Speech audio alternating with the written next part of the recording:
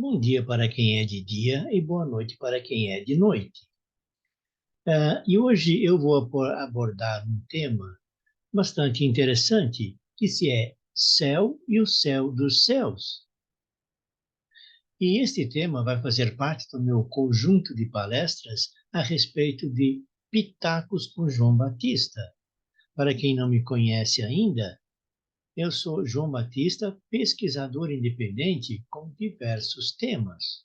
Mas vamos então ao programa de hoje.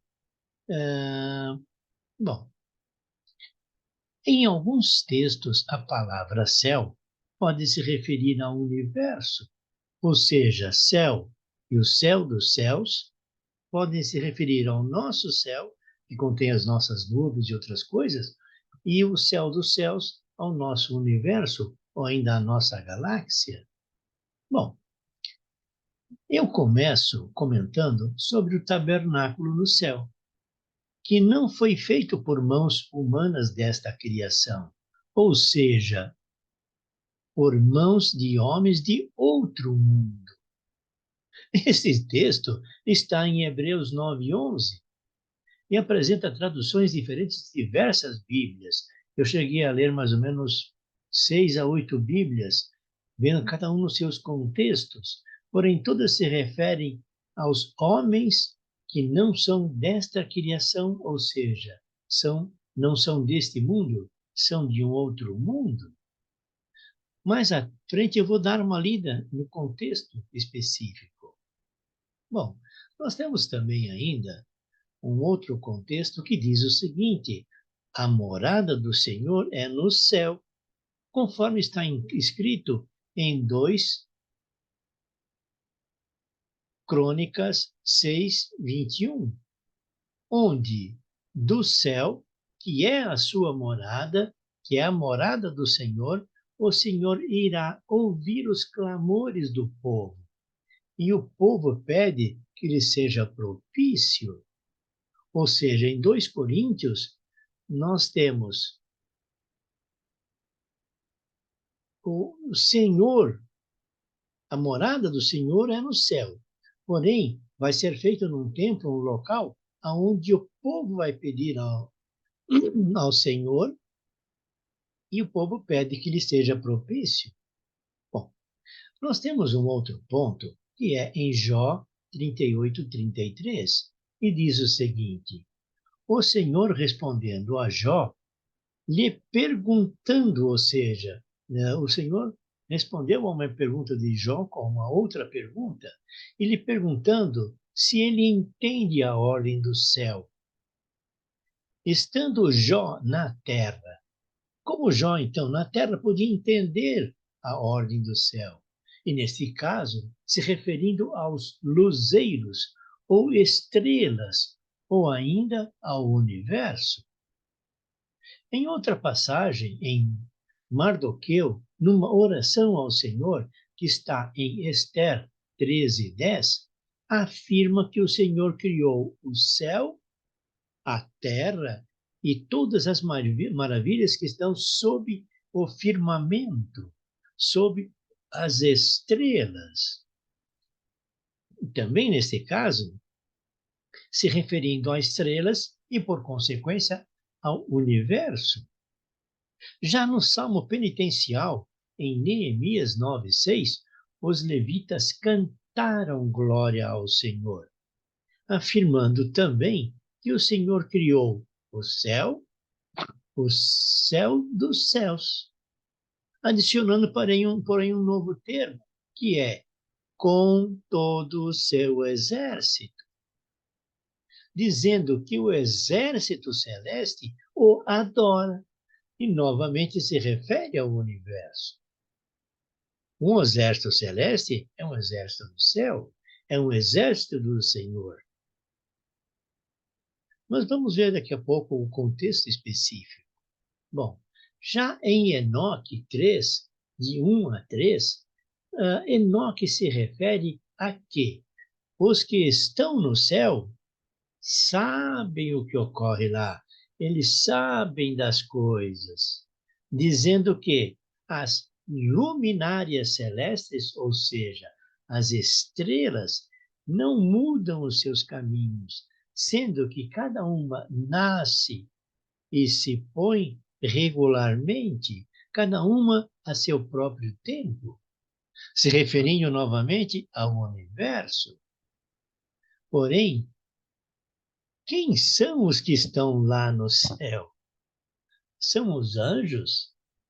São os nossos parentes distantes, como eu me refiro aos extraterrestres? Eu considero os extraterrestres nossos parentes distantes. E aqui fica bem claro: os que estão no céu sabem o que ocorre lá, sabem das coisas. Já em Crônicas 2, 4 e 5, Salomão, referindo-se à construção do templo, dizendo que nem o céu e nem os céus dos céus podem conter o Senhor, em função da sua grandeza, ou seja, novamente se referindo ao universo. Nós vamos ver que o universo pode ser conotado como a nossa galáxia, ou ainda o universo como o conjunto de outras galáxias. Bom, em Deuteronômio 10:14, novamente diz: o céu e os céus dos céus pertencem a quem? Pertencem ao Senhor. E também a terra e tudo que nela existe. Porém, já quando começaram a reconstrução do templo, está escrito em Esdras 5:11 que Tanai, governador da Transeufratênia, e Setar-Buzanai, questionaram a reconstrução do templo aos israelitas, e estes lhes responderam: somos servidores do Deus do céu e da terra, e reconstruímos o templo que já existiu antes por muitos anos, frisando novamente o termo Deus do céu.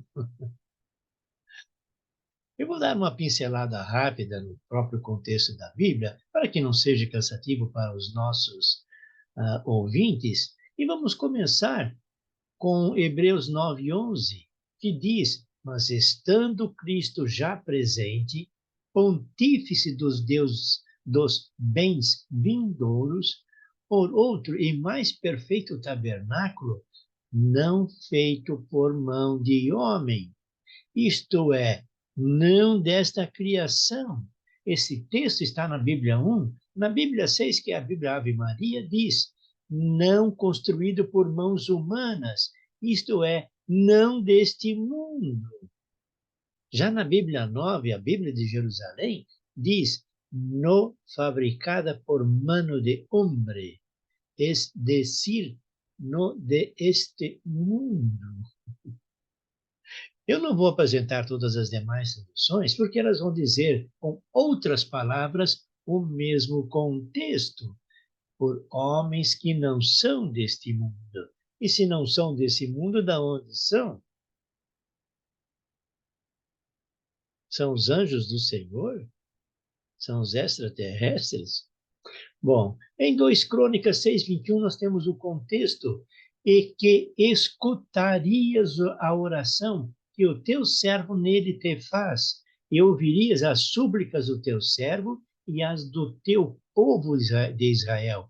Ouve, Senhor, da tua morada, que é o céu, todos o que neste lugares orarem, e ser propício. Ou seja, nesse caso, então, ele se refere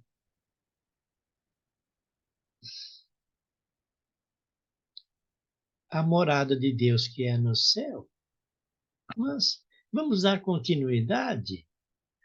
Em Jó 3, 38, 33, nós temos: acaso entendes as ordens do céu e darás disto tu razão estando na terra? Ou seja, o homem está na terra, como é que ele vai dar entendimento do que está no céu?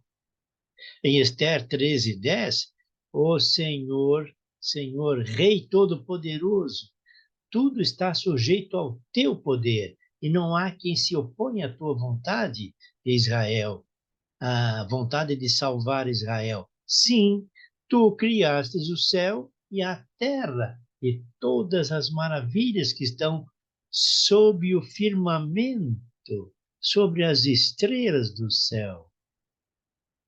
Em Neemias 9:6, tu, Senhor, és único.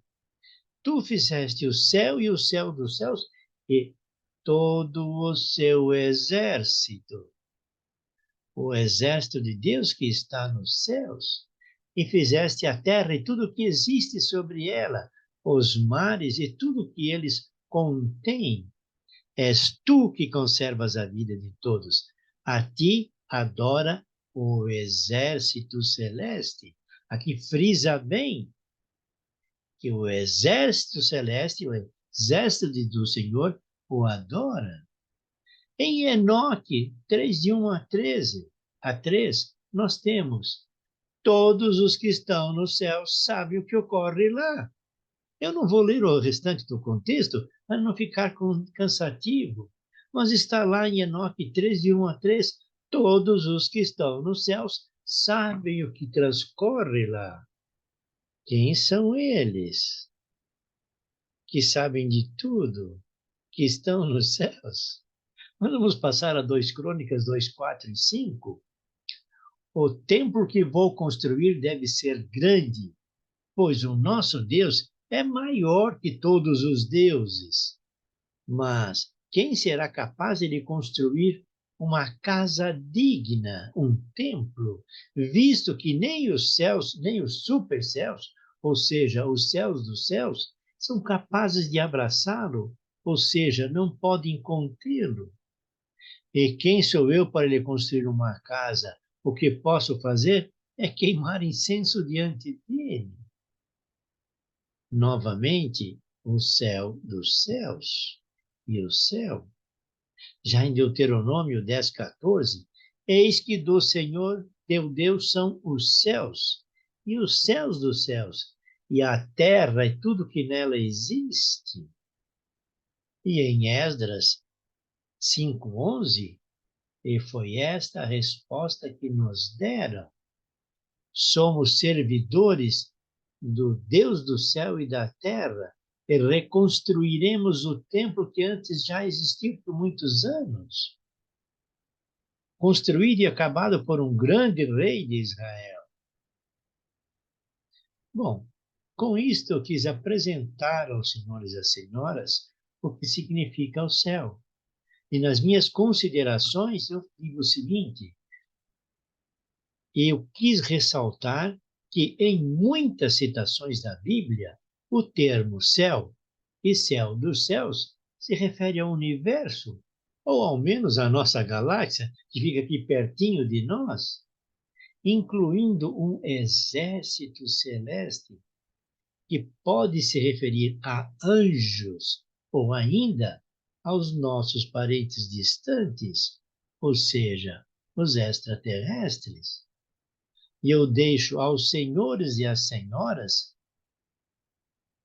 analisar o que é dito na Bíblia, analisar o que eu comentei e tomar as suas próprias opiniões a respeito do céu e dos céus dos céus. E caso tenham gostado deste programa, por favor, clique naquele breguetinho do gostei, se inscrevam no nosso canal e compartilhem este programa para que possa abranger um número maior de pessoas. Deus abençoe a todos e a todas. Namastê, eu sou João Batista.